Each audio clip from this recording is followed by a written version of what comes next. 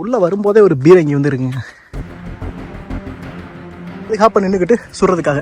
இப்போ கீழே கூடி வந்தாங்கன்னா இங்கே, தூரத்தில் வந்தாங்கன்னா அங்கே, இந்த சைடு வந்தாங்கன்னா இங்கே.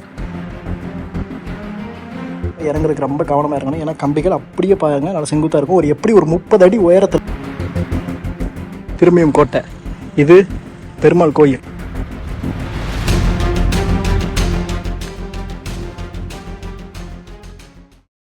எல்லோருக்கும் வணக்கம். என் பேர் கருணா. இப்போ நான் புதுக்கோட்டை மாவட்டத்தில் வந்திருக்கேங்க. புதுக்கோட்டை மாவட்டத்தில் திருமயம் அப்படிங்கிற ஒரு இடத்துல வந்திருக்கேன். இந்த வீடியோவில் நம்ம ஒரு கோட்டையை பற்றி பார்க்க போகிறோம். கிட்டத்தட்ட அந்த கோட்டை கட்டப்பட்டு 350 வருடங்கள் வந்து ஆயிடுச்சு. இந்த வீடியோ முழுக்க பாருங்கள். இந்த திருமயம் கோட்டைனா என்ன, ராமநாதபுரம் ராஜா வந்து கட்டின கோட்டை, இந்த திருமயம் கோட்டைனா என்ன, உள்ளுக்குள்ளே என்ன இருக்குது, இதோட வரலாறு என்ன, எல்லாமே இந்த வீடியோ தெரிஞ்சுக்கலாம். வாங்க வீடியோ கொடுப்போம்.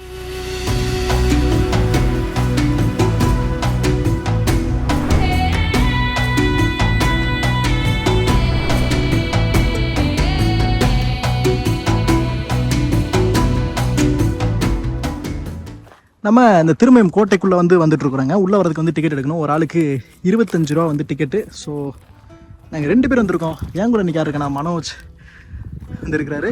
நாங்கள் 2 பேரும் தான் இன்றைக்கி இந்த கோட்டைக்கு வந்திருக்கோம். வாங்க போகலாம். ரொம்பலாம் இல்லைங்க, சும்மா ஒரு 10 படிக்கட்டுகள் தான். வாங்க போகலாம். நம்ம உள்ளே வரும்போதே ஒரு பீரங்கி வந்து இருக்குங்க.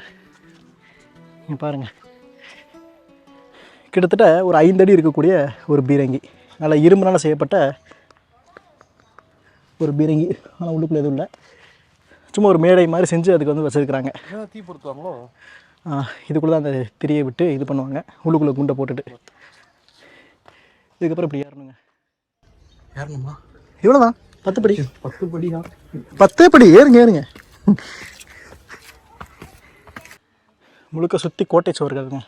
இன்னும் அவ்வளோதான், இன்னும் அந்த ஒரு 10 படி ஏறினா போயிடலாம். 10 படியா? அந்த இருக்கு. எத்தனை 10 படிங்க? அவ்வளோதாங்க, வந்தாச்சு. இப்போ நம்ம ஏறி வந்தால் பார்த்தீங்களா, அது ஒரு அடுக்கு. சரிங்களா? அதுக்கு அடுத்து இங்கே நிறைய சின்ன சின்ன இடங்கள் இருக்குது. அது முக்கியமானது இல்லை. அதுக்கப்புறம் இதுதான் இந்த கோட்டையோட ஒரு மையப்பகுதி அப்படின்னு சொல்லலாம். இங்கிட்ட ஒரு படிக்கட்டுகள் போகுது பார்த்தீங்களா. இந்த கோட்டையில் நிறைய இடங்கள் இருக்குது. நான் உங்களுக்கு வரிசையாக காட்டுறேன். இந்த கோட்டையோட மையப்பகுதியில் ஒரு பீரங்கி இருக்கும், மிகப்பெரிய பீரங்கி. அதை பார்க்கலாம். இப்படியே போயிட்டு அப்படி போகணும். இப்போது இந்த கோட்டையோட மையப்பகுதிக்கு வந்துட்டுருக்குங்க. கடைசி ஒரு 20-25 படிக்கட்டுகள் மேலே இப்படி ஏறி வரணும். ஏறி வந்தோன்னா இந்த கோட்டையோட ஒரு மைய அழகே இதுதான். இங்கே பாருங்கள், நல்ல பிரம்மாண்டமான பீரங்கி. கிழக்கு பார்த்து இந்த பீரங்கி வந்து அமைச்சிருக்கிறாங்க. இந்த கோட்டைக்கு கிட்டத்தட்ட 3 வாசல் இருக்குது. ஒன்று வடக்க, ஒன்று தெற்க, இன்னொன்று தென்கிழக்கு. இந்த 3 வாசல்கள் இந்த கோட்டையில் வந்துருக்கு. இதுதான் இந்த கோட்டையோட மையப்பகுதி. மிகப்பெரிய பீரங்கி, 6 அடிக்கு மேலே இருக்கக்கூடிய ஒரு நல்ல பீரங்கி. நல்ல பெரிய பீரங்கி. இதில் வச்சுட்டு அடித்தோம் அப்படின்னா, ஆனால் லோட் பண்ணுறதுக்கே கிட்டத்தட்ட ஒரு 1 மணி நேரம் ஆயிரும். லோட் பண்ணி அடிச்சுன்னா கிட்டத்தட்ட ஒரு 1.5 கிலோமீட்டர் 2 கிலோமீட்டர் வந்து இதோட பவர் இருக்கும். இந்த கனமான பீரங்கிங்க. இந்த கோட்டையை பார்த்தீங்கன்னா, இது ஒரு சின்ன ஒரு திண்டு மாதிரி இருக்கா, ஒரு சின்ன ஒரு மலைங்க. இது வந்து மேலே ஒரு வட்ட கோட்டை அப்படின்னு சொல்லுவாங்க. பார்த்தீங்கன்னா ஒரு பாதுகாப்பு அடுக்கு டிசைனாக வச்சுருப்பாங்க. 3 ஓட்டைகள் இருக்கும். அது உங்களுக்கு போய் வந்து காட்டுறேன். கிட்டத்தட்ட இந்த கோட்டையில் 7 அடுக்குகள், அதாவது 7 இந்த மாதிரி இது இருந்ததாக சொல்லுவாங்க. ஆனால் இன்றைக்கி காலப்போக்கில் நிறைய வந்து அழிஞ்சு போச்சு. இந்த கோட்டையோட வரலாறு என்ன அப்படின்னு இப்போ வந்து பார்க்கலாம். இந்த திருமயம் அப்படிங்கிற ரொம்ப ஒரு அருமையான ஒரு நகரம் பல காலகட்டங்களில் பல மன்னர்களுக்கு கீழே இருந்திருக்குங்க. நம்ம வரிசையாக பார்த்தோம் அப்படின்னா பாண்டிய மன்னர்கள் இதை வந்து பயன்படுத்தியிருக்கிறாங்க, சோழ மன்னர்கள்ட்ட இருந்திருக்கு. அதுக்கப்புறம் நிறைய சிறு குறு மன்னர்கள் இந்த இடத்த வந்து பயன்படுத்தியிருக்காங்க. இன்னும் குறிப்பாக சொன்னால் முத்திரையர்கள் வந்து இந்த புதுக்கோட்டை சுற்றி இருக்க இந்த திருமய பகுதியில் அதிக அளவில் ஆட்சி பண்ணியிருக்காங்க அப்படின்னு நமக்கு வரலாறு சொல்லுது. அதற்கு பின்பு விஜயநகர பேரரசு பயன்படுத்தியிருக்காங்க. அதுக்கப்புறம் கிட்டத்தட்ட 16லேருந்து 17ஆம் நூற்றாண்டு காலகட்டத்தில் பார்த்தீங்கன்னா இந்த இடம் ராமநாதபுரம் சேதுபதி மன்னர்கள் கீழே வந்துருச்சுங்க. கிழவன் சேதுபதி அவர்கள் காலத்திலாம் வந்து பார்த்துக்கிட்டிங்கன்னா ராமநாதபுரத்தோட எல்லை பகுதியா இந்த திருமயம் வந்து இருந்தது. கிட்டத்தட்ட 1680கள் காலகட்டம், அந்த 76லேருந்து 80 காலகட்டத்தில் ஒரு மிகப்பெரிய ஒரு கோட்டையை வந்து சேதுபதிகள் வந்து கட்டுறாங்க இந்த திருமயத்தில். அதுதான் இப்போ நம்ம பார்த்துட்டு இருக்கிற திருமயம் கோட்டை. இந்த கோட்டையை அவங்க கட்டி அதுக்கப்புறம் சீதனமாக கொடுத்துட்றாங்க ரகுநாத ராய தொண்டைமான் அப்படிங்கிறவங்களுக்கு. அதுக்கப்புறம் தான் இந்த இடம், இந்த கோட்டை, இது எல்லாமே தொண்டைமான்களுக்கு கீழே வந்து வருது. ஒரு மிகப்பெரிய ஒரு சாம்ராஜ்யமும் அமையுது. இன்னைக்கு புதுக்கோட்டை தொண்டைமான்கள்ன்றது ஒரு தனி சிறப்பு பெற்ற ஒரு அரசாவே வந்து இருக்கிறாங்க. 1800 காலகட்டங்களில் இந்த இடம் ஆங்கிலேயர்கள் கைவசம் வந்துருச்சு, பிரிட்டிஷ் கையில் வந்துருச்சு. இந்த கோட்டையை அவங்க ஒரு முக்கியமான ஒரு பாதுகாப்பு கோட்டையை வந்து பயன்படுத்துனாங்க.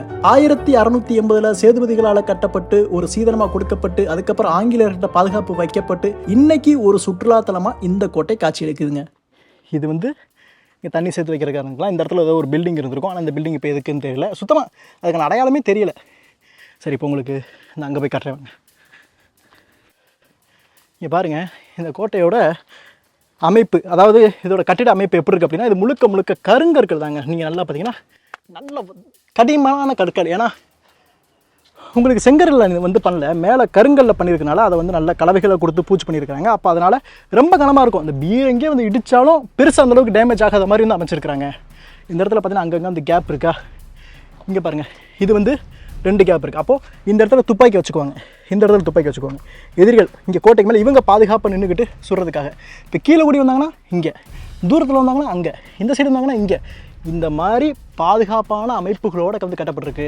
மேலே வந்து இதெல்லாம் கொஞ்சம் அதுக்கப்புறம் ரீசெண்ட் டயத்தில் வந்து கட்டப்பட்டிருக்கலாம். இங்கேருந்து பார்த்தீங்கன்னா கீழே 2 அழகான கோவில் தெரியுங்க. திருமயத்தோட சிறப்பு அதுதான். இங்கே 2 கோவில் இருக்குது, ஒரு கிணறு இருக்குது. நான் அதை இந்த வீடியோவில் நம்ம போக போக வந்து பார்க்கலாம். ஒன்று பெருமாள் கோயில், ஒன்று சிவன் கோயில். நான் அதை உங்களுக்கு போக போக வந்து காட்டுறேன். முதல்ல அந்த கோட்டைக்கு மேலே இருக்க வந்து நம்ம பார்த்துடலாம். தயவு செஞ்சு இங்கெல்லாம் வந்தீங்கன்னா அந்த மாதிரி பேர் எழுதி கேவலப்படுத்தாதீங்க. இந்த கோட்டைக்கு மேலே பார்க்குறதுக்கு இது ஒன்று தான் இருக்குது. இப்போ நம்ம ஏறி வரப்போ நம்ம 2வது தளம் மாதிரி வந்தோம். அந்த முதல் தளத்தில் இன்னும் கொஞ்சம் இடங்கள் இருக்குது. இது எல்லாமே தெரியுதா? இதெல்லாம் வந்து அன்றைய காலத்தில் அந்த பீரங்கி இழுத்துட்டு வர்றதுக்கு வந்து பயன்படுத்தியிருப்பாங்க. அதான் இப்படி வண்டி வந்து வந்து வந்து போன பாதை இது எல்லாம். சரிங்களா? வாங்க இப்போ முதல் தளத்துக்கு கீழே இறங்கலாம். இப்படி போயிடலாம் வாங்க. இதெல்லாம் மழை பெஞ்சிச்சுன்னா கொஞ்சம் வலிக்கி விடும், பட் இப்போ ஒன்றும் பிரச்சனை இல்லை. இப்போது இந்த திருமயம் கோட்டையோட முக்கியமான ஒரு பார்க்க வேண்டிய இடம், ஒரு அதிசயம்னு சொன்னால் அது இந்த இடம் தான். இது வந்து ஒரு குடைவரை கோயிலுங்க. அதாவது குடைவரை கோயில்னால் நான் உங்களுக்கு ஏற்கனவே சொல்லியிருக்கேன். வரை அப்படின்னா மலை, வரையை குடையிறதுனால குடைவரை அப்படின்னு சொல்லுவாங்க.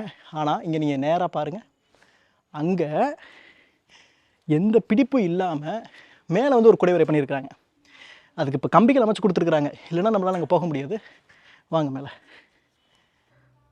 வைப்ரேஷன் ஆகுதா? இது ஒரு சின்ன குடைவரை கோயில், ஒரு அற்புதமான ஒரு சிவலிங்கம் வந்து வடிக்கப்பட்டிருக்கு.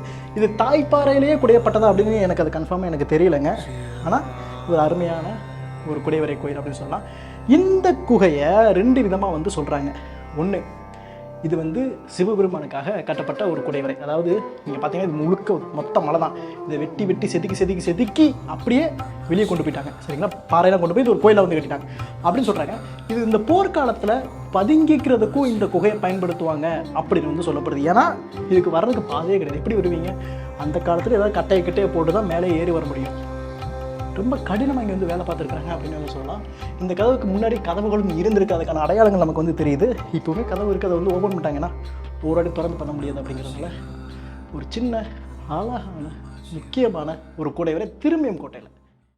எப்பயுமே ஏறதை விட இந்த இடத்துல ரொம்ப இறங்குறதுக்கு ரொம்ப கவனமாக இருக்கணும். ஏன்னா கம்பிகள் அப்படியே பாருங்க நல்லா செங்குத்தாக இருக்கும். ஒரு எப்படி ஒரு 30 அடி உயரத்தில் இப்போ நம்ம இருக்கோம். கீழேருந்து தரையிலிருந்து 30 அடி உயரத்தில் வந்துருக்கோம். இந்த கோட்டையில் நிறைய இடங்கள் இருக்குது. இப்போ கீழே இருக்கும். ஆனால் இங்கே உங்களுக்கு பார்க்குறக்கு எளிமையாக தெரியுதான்னு தெரியல. ஆனால் கீழேருந்து பார்த்தா ரொம்ப டேஞ்சரஸாக தெரியும் இந்த இடம். நீங்கள் இருங்க, நான் கீழே போகிறேன். நீங்கள் இறங்குறது எப்படி தெரியும் காட்டுறேன். இதில் இறங்கிறது ஈஸியாக பார்த்து வச்சிருக்கணுங்க. ஆமாம், இறங்கியாச்சு. வாங்க. இப்போ பார்த்தீங்களா உங்களுக்கு அவர் எப்படி வர்றாருன்னு உங்களுக்கு இப்போ காட்டுறேன் பாருங்க. இப்போ அந்த ஹைட்டு தெரியுதா? இப்போ இவ்வளோ உயரத்தில் அதை கட்டியிருக்கிறாங்க. வெளியுமே ஒரு கதவு மாதிரி ஒரு அமைப்பு வச்சு அதை கட்டியிருக்கிறாங்க. தம்பி குதிங்க. கிளம்பிட வேண்டியது. ரொம்ப கஷ்டமா இருக்கு. இப்போது இந்த கோயில் பார்த்தோம் பார்த்தீங்களா? இது முதல் தளத்தில் இருக்குது. மேலே தான் பீரங்கி இருந்துச்சு, அது கீழே இங்கே இருக்குது. இந்த இடத்துல ஒரு சின்ன குகை மாதிரி இருக்கும்.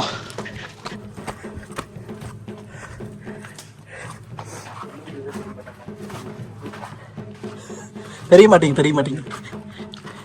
இந்த பக்கம் வந்தோன்னா இந்த கோட்டையோட மற்ற பகுதிகளை பார்க்கலாம். இங்கே பார்த்தீங்கன்னா இது ஒரு சின்ன ரூம் இருக்கா, இது ஒரு குகை மாதிரி வந்து சொல்லுவாங்க. இதை அன்றைய காலகட்டத்தில், அதாவது பாளையக்காரங்க காலகட்டத்தில் இந்த இடத்துல ஊமத்துறையும் கட்டபொம்மன் இங்கே ஒளிஞ்சிருந்ததாகவும் சொல்ல தான் படுது வரலாற்று ஆதாரங்களில். இங்கே இந்த இடத்துல ஒளிஞ்சிருந்ததாகவும், அதுக்கப்புறம் தான் புதுக்கோட்டை மன்னர் வந்து ஆங்கிலேயர்களுக்கு விசுவாசி, சரிங்களா? அதனால் அதை அவர் காட்டி கொடுத்ததாகவும் சொல்லப்படுது. இங்கே பாருங்கள், நிறைய பாறைகள் அதை அப்படியே ஒன்றிணைத்து இந்த மலைக்கு ஏற்றவாறு இந்த கோட்டைகள் கட்டப்பட்டிருக்கு அப்படின்னு சொல்லலாம். இங்கே நிறைய இந்த துப்பாக்கிகள் வைக்கிறதுக்கு, இல்லை அம்புகள் வச்சு வைக்கிறதுக்கு நிறைய போர்களையும் இந்த கோட்டையை வந்து பார்த்துருக்குங்க. சரி, இப்போ இந்த கோட்டைக்கு கீழே இருக்கக்கூடிய இடங்களை நம்ம பார்க்கலாம். நான் ஏற்கனவே சொன்ன மாதிரி இந்த திருமயம் கோட்டைக்கு கீழே 2 முக்கியமான கோயில்கள் இருக்குங்க. ஒன்று பெருமாள் கோயில், ஒன்று சிவன் கோயில். சிவன் கோயிலுக்கு பேர் வந்து சத்தியகிரீஸ்வரர் சிவன் கோயில் அப்படின்னு சொல்றாங்க. பெருமாள் கோயிலுக்கு பேர் சத்தியமூர்த்தி பெருமாள் கோயில்னு சொல்றாங்க. இப்போ நம்ம அந்த சிவன் கோயில இருக்கோம். இந்த சிவன் கோயில நிறைய கல்வெட்டுகள் இருக்குங்க. அதுல பாண்டிய மன்னர்களோட கல்வெட்டு நிறையவே இருக்கு. மேல பாத்தீங்கன்னா கோமார பன்மரான சொல்லி போட்டிருக்காங்க. அதுக்கப்புறம் கிரந்த எழுத்துக்கள்ல திரிபுவன சக்கரவர்த்திகள் ஸ்ரீ அங்க வந்து விக்ரம பாண்டியர்னு போட்டிருக்காங்க. அது வந்து கிரந்த எழுத்துல இருக்கு. ஓகே, விக்ரம பாண்டிய தேவருக்கு ஆண்டு அந்த பாண்டிய மன்னர் 7ஆவது. ஓகே, கல்வெட்டுல வந்து பாத்தீங்கன்னா அந்த பாண்டிய மன்னர் வந்து ஒரு ஊரை வந்து தானம் கொடுத்துருக்காரு போல. அதை எப்படி நம்ம உறுதிப்படுத்தலாம்னா, இந்த பக்கத்துல வந்து பாத்தீங்கன்னா திருமதிலுக்கு கிழக்கும் மேற்கும் அப்படின்னு சொல்லி எல்லாம் போட்டிருக்காங்க. கிழக்கும் அப்படின்னு சொல்லி போட்டிருக்காங்க. ஆமா, அவர் வந்து இதுல வந்து மேல் நோக்கின மரங்களும் கீழ் நோக்கின கிணறுகளும் அப்படின்னு சொல்லி குறிப்பிடுவாங்க. விக்ரம பாண்டியர் ஒரு ஊரை தானம் கொடுத்திருக்காரு. இந்த கோவிலுக்காக கொடுத்திருந்தாரு. கோவிலுக்காக அதற்கான கல்வெட்டுகள் உள்ள வந்தோம். இந்த சிவன் கோயில் இருக்குங்க. ஆக்சுவலி இப்போ இந்த கோயிலும் ஒரு குடைவரை கோயில் தான். நீங்கள் பார்த்தீங்கன்னா அந்த மலையவே அப்படியே ஒரு மேலே ஒரு கூரை மாதிரி வந்து பண்ணியிருக்கிறாங்க. இந்த கோயிலை வந்து யார் பண்ணியிருக்கிறா? இதுக்கு தானங்கள் கொடுத்தது? அது தானங்கள் கொடுத்தது பாண்டிய மன்னர்.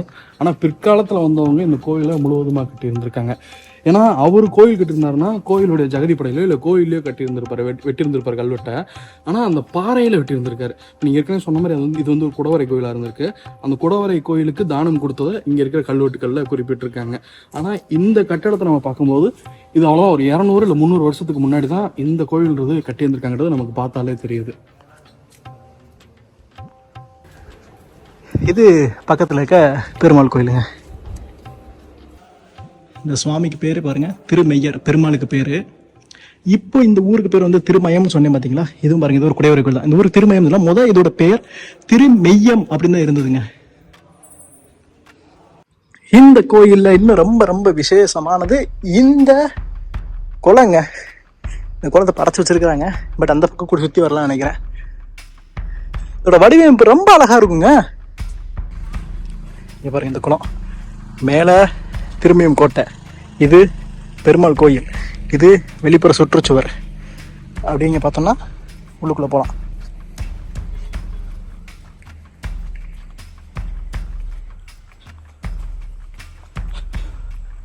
இங்கே பாருங்க, 1 2 3 4 5 6 7 8 பக்கம் இப்படி இறங்கி வர்ற மாதிரி நல்லா பிரம்மாண்டமாக, நல்லா அகலமாக, கொஞ்சம் ஆழமாகவும் இந்த குளம் வந்து வைக்கப்பட்டிருக்கு. இது இங்கே இருந்த இந்த கோயில்களுக்கு, இந்த உள்ளூரில் எல்லாருக்குமே இது தாங்க தண்ணீர் தேவையாக இருக்கும். ரொம்ப முக்கியமான இதாக இருக்கும்.